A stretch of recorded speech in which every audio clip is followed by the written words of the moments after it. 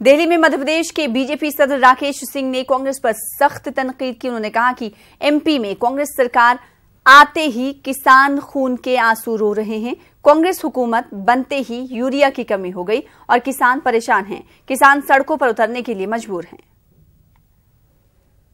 मध्य प्रदेश में कांग्रेस की सरकार बने देर हुई नहीं और मध्य प्रदेश के अन्नदाता हमारे किसान भाइयों ने खून के आंसू रोना शुरू कर दिया है।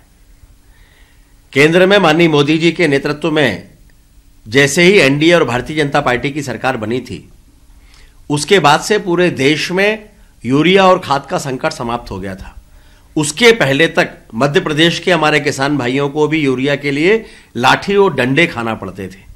लेकिन पिछले वर्षों में यह संकट कभी भी किसान भाई के सामने नहीं आया।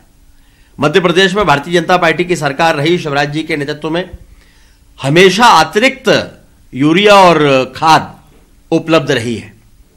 लेकिन अभी सरकार बने हुए मध्य प्रदेश में थोड़ा ही समय बीता है और खाद का संकट